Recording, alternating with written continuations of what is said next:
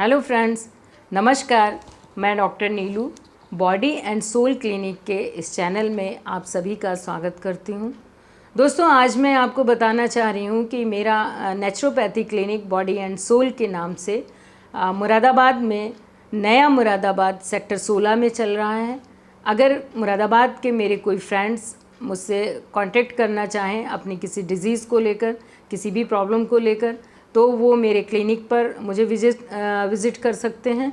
और out of Moradabad के भी कोई फ्रेंड्स अगर मुझसे किसी प्रॉब्लम का सलूशन चाहते हैं तो वो भी मुझसे संपर्क कर सकते हैं, क्योंकि मैं ऑनलाइन ट्रीटमेंट भी अपने पेशेंट्स को प्रोवाइड कराती हूँ। इसके लिए मेरा कॉन्टैक्ट नंबर है 9720590731। दोस्तों, पिछले वीडियो में मैंने आपको इम्पॉर्टेंस ऑफ फास्टिंग के बारे में बताया था और हमें उपवास कैसे करना चाहिए ये भी बताया था। और आपसे मैंने प्रॉमिस किया था कि नेक्स्ट वीडियो में मैं आपको टाइप ऑफ फास्टिंग के बारे में बताऊंगी।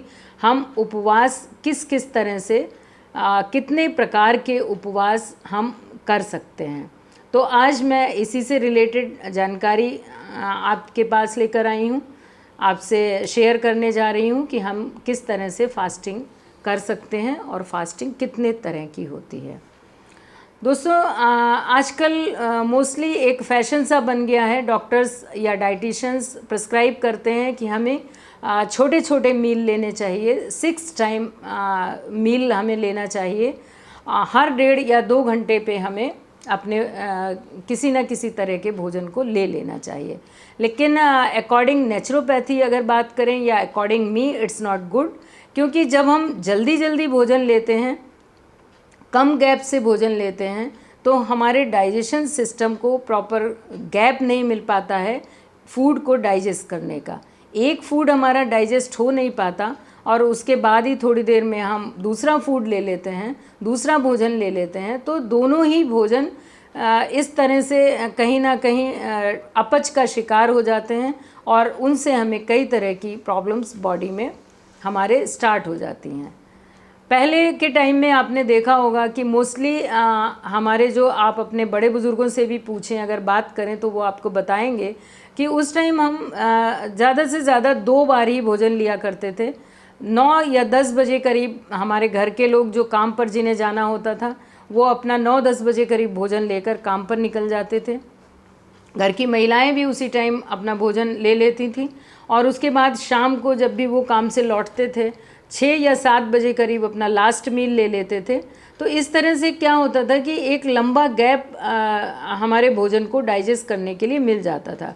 बीच में अगर उन्हें थोड़ी बहुत भूख किसी टाइम लगती भी थी तो कोई हल्का फुल्का सुपाच्य भोजन उस टाइम, या कोई जैसे लस्सी है या इस टाइप की कोई जूसेस हैं, इस टाइप से कुछ ले लिया करते थे, तो वो उनको किसी तरह की कोई प्रॉब्लम भी नहीं होती थी और जो भी भोजन खाते थे वो उन्हें अच्छी तरह से डाइजेस्ट हो जाता था। हमारे ऋषि मुनियों ने भी कहा है कि एक भोक्ता महायोगी, द्विभोक्ता महाभोगी, त्रिभोक्ता महारोगी एंड चतुर्भोक्ता सदा रोगी। मतलब एक बार जो भोजन करता है वो योगी होता है, 2 बार जो भोजन करता है उसे हम भोगी की संज्ञा देते हैं, और जो 3 बार भोजन करता है वो किसी न किसी प्रकार से रोगी ही बन जाता है, और जो उससे भी ज़्यादा टाइम 4 बार भोजन करता है वो सदा रोगी, मतलब वो हमेशा ही किसी न किसी रोग से ग्रस्त रहेगा। तो इस तरह से हमें भोजन 1 या 2 बार से ज़्यादा नहीं करना चाहिए। अब बात अगर हम करें उपवास कितने प्रकार का होता है, हम किस किस तरह से उपवास कर सकते हैं, तो दोस्तों वैसे उपवास कई तरह के होते हैं। रिलीजियस फास्टिंग भी होती है, बट रिलीजियस फास्टिंग अगर आप देखें हिंदूज़ में स्पेशली, तो उसे मैं तो फास्टिंग की संज्ञा किसी तरह से नहीं दे सकती और ना वो फास्टिंग में काउंट होती है, क्योंकि उस दौरान हम करते क्या हैं, जो नॉर्मल डेज़ में हम जितनी कैलोरीज़ ले रहे होते हैं उससे कहीं 10 गुनी ज़्यादा कैलोरीज़ हम उपवास के टाइम पे ले लेते हैं। जैसे कोटू की पकौड़ी, तली भुनी कचौड़ी, या आलू की सब्ज़ी, इस तरह से बहुत ज़्यादा हम कैलोरीज ले लेते हैं, बहुत हैवी डाइट ले लेते हैं क्योंकि हमें करना क्या चाहिए, उपवास में सुपाच्य भोजन, हल्का लाइट फूड हमें लेना चाहिए, लेकिन हम जस्ट अपोजिट उसका कर जाते हैं और बहुत हैवी डाइट लेते हैं, तो वो कोई उपवास में काउंट नहीं होगा। पॉलिटिकल फास्टिंग भी होती है, जैसे अन्ना हजारे या कोई और भी करते रहते हैं इस तरह से कि पॉलिटिकल अपने इश्यूज़ को पूरा कराने के लिए पॉलिटिकल फास्टिंग भी हो जाती है। एक थेरेपी फास्टिंग भी होती है, जिसको हम पेशेंट्स को किसी रोग से फ्री करने के लिए, रोग मुक्त करने के लिए थेरेपी वाली फास्टिंग यूज़ करते हैं। मेरे यहाँ भी कई पेशेंट आते हैं जिनको मैं उपवास करा के, कई बार वेट लॉस में भी हमें उससे हेल्प मिलती है, और किसी रोग के रूट आउट कर देने के लिए भी हमें उससे हेल्प मिलती है। बट आज मैं बात करूँगी कुछ अलग टाइप की फास्टिंग की, जो कि आप उन्हें अपनी डेली लाइफ में जैसे भी आपको सूट करे, जो फास्टिंग भी आपको सूट करे, वो आपको करनी चाहिए। किसी न किसी तरह की फास्टिंग आपको अपनी डेली लाइफ में ज़रूर करनी चाहिए, जिससे हमारा डाइजेशन सिस्टम को रेस्ट भी मिलती है और ज़्यादा एनर्जेटिक बनता है उसके बाद। तो इस तरह की अगर हम फास्टिंग की बात करें तो एक होती है शॉर्ट फास्टिंग, जिसको हम 3 दिन तक चला सकते हैं। उसके बाद लॉन्ग फास्टिंग, जो 6 से 7 दिनों तक चलाई जानी चाहिए, मोर देन 6-7 डेज़ हमें नहीं चलाना चाहिए उसको। उसके बाद ड्राई फास्टिंग, जिसे हम निर्जला उपवास भी कर सकते हैं, कहते हैं, वो भी हम कर सकते हैं। लेकिन निर्जला उपवास एक तो जब तक हम उसके एक्सपीरियंस ना ले लें, जब तक हम उसके हैबिचुअल ना हो जाएं, हमें थोड़े से स्टार्ट करके 1 या 2 घंटे हम बिना पानी के रहें, फिर उसको बढ़ाएं, तो धीरे धीरे हमें ग्रेजुअली टाइम को बढ़ाकर हमें 24 घंटे से ज़्यादा निर्जला उपवास नहीं करना चाहिए। तो इस तरह से निर्जला फास्टिंग भी हम कर सकते हैं, जो कि हमारे डाइजेशन सिस्टम को बिल्कुल क्लेंज़ कर देती है, और उससे बहुत अच्छी क्लेंजिंग हमारी बॉडी की हो जाती है, बहुत अच्छी सफाई होती है, और हमारा डाइजेशन सिस्टम बिल्कुल एक ऊर्जावान हो जाता है, स्फूर्तिवान हो जाता है, और बिल्कुल नए तरीके से फिर अपना काम करना स्टार्ट कर देता है। उसके बाद अगर हम बात करें तो वाटर फास्टिंग भी होती है, जिसको हम सिर्फ पानी पीकर कर सकते हैं, लेकिन ये भी या तो आप किसी नेचुरोपैथिक डॉक्टर की गाइडेंस में करें तो अच्छा रहेगा, अदरवाइज़ आप ज़्यादा लंबी वाटर फास्टिंग ना करें, 1 दिन की कर लें, या ज़्यादा से ज़्यादा 2 दिन, इससे ज़्यादा हमें वाटर फास्टिंग नहीं करनी चाहिए। मोनो डाइट भी फास्टिंग में काउंट होती है। मोनो डाइट का मतलब होता है कि हम एक ही तरह का कोई भी, चाहे हम फ्रूट सेलेक्ट कर लें या कोई वेजिटेबल, हम एक ही तरह का मील लेते हैं, एक ही टाइप का भोजन लेते हैं, उसको हम मोनो डाइट फास्टिंग करते हैं। तो इस तरह से भी फास्टिंग हो सकती है। और उसके बाद एक इंटरमिटेंट फास्टिंग आजकल आपने बहुत सुनी होगी। तो इंटरमिटेंट फास्टिंग में हमें करना क्या होता है, हमें 8 आवर्स की अपनी ईटिंग विंडो रखनी होती है। 8 आवर्स हम अपना भोजन ले सकते हैं, और 16 आवर्स का हमें गैप रखना होता है उसमें, एक्सेप्ट ऑन वाटर। उस टाइम हमें कुछ नहीं लेना चाहिए।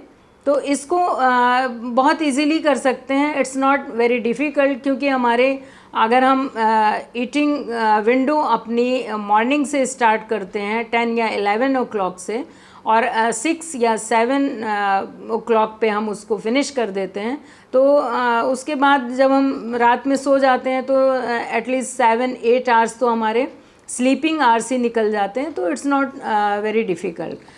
उसके बाद जब हम सुबह उठें तो 10 या 11 बजे फिर हम अपनी फूडिंग विंडो ओपन कर सकते हैं। तो इस तरह से हम इंटरमिटेंट फास्टिंग भी कर सकते हैं, और ये कई बार हमारे लिए थोड़ा ज़्यादा इजी भी रहती है डेली लाइफ में। जैसा कि आजकल हम सभी बहुत अपना रूटीन हमारा बिज़ी होता है, और ऑफिसेज जाना है या कुछ इस तरह से, तो इंटरमिटेंट फास्टिंग को हम इजीली कर सकते हैं, क्योंकि हमें वो शाम से हमें स्टार्ट करनी है और रात भर हमें कुछ खाना नहीं है, तो एक लंबा गैप भी मिल जाएगा, और सोते हुए इजीली हमारी फास्टिंग भी हो जाएगी, हमें पता भी नहीं चलेगा। इंटरमिटेंट फास्टिंग एक तो हम इस तरह से कर सकते हैं। दूसरा तरीका इसका हम ये भी ले सकते हैं कि एक दिन हम अपना भोजन लेते रहें और दूसरे दिन गैप कर दें। इस तरह हम अल्टरनेट डेज़ में एक दिन हमारा डाइट का रहेगा, एक दिन हमारा टोटल वाटर फास्टिंग का रहेगा। तो एक तरीका ये भी होता है। इस तरह से ये सारी फास्टिंग मैंने आपको बताई। इनमें से जो भी फास्टिंग आपके लिए सुटेबल हो, आप उस फास्टिंग को अपनी डेली लाइफ में किसी न किसी तरह की फास्टिंग को ज़रूर इंक्लूड करें। I would like to suggest you, जो भी आपको सूट करे, जो भी आपको कन्वीनियंट हो, जो इजी हो, इस तरह से आप कोई भी फास्टिंग अपनी डेली रूटीन में इसको इंक्लूड कर लें। तो दोस्तों, आई होप आप ऐसा ज़रूर करेंगे। अपनी हेल्थ को मेंटेन करने के लिए, अपने वेट को मेंटेन करने के लिए आप उपवास की इम्पॉर्टेंस को अब ज़रूर समझ गए होंगे। मैंने 2 वीडियो उपवास पर बनाए हैं, एक किस तरह से करना चाहिए, उसकी इम्पॉर्टेंस क्या है, और दूसरा मैंने आपको टाइप ऑफ फास्टिंग भी बता दिया है। तो इनमें से जो भी आपको सुटेबल हो वो आप उसको करें। और दोस्तों, फिर से मैं आपसे रिक्वेस्ट करूंगी हमेशा की तरह कि अगर आप चैनल पर नए हैं तो प्लीज़ इस चैनल को सब्सक्राइब करिएगा, लाइक करिएगा और ज़्यादा से ज़्यादा इसको शेयर भी करिएगा। नोटिफिकेशन का बेल भी आप ज़रूर दबा दें, जिससे आपको मेरे नए वीडियोस के बारे में भी पता चलता रहे। और प्लीज़ कमेंट लिख कर भी कमेंट बॉक्स में मुझे बताइएगा कि इन्फॉर्मेशन मेरी कैसी लगती है आपको। और आगे अगर आप किसी टॉपिक पे कोई इन्फॉर्मेशन चाहते हैं, आप मुझे वो भी लिखकर बता सकते हैं। तो मैं पूरी कोशिश करूँगी कि आपकी वो रिक्वायरमेंट भी मैं पूरी करूँ। थैंक यू फ्रेंड्स, नमस्कार।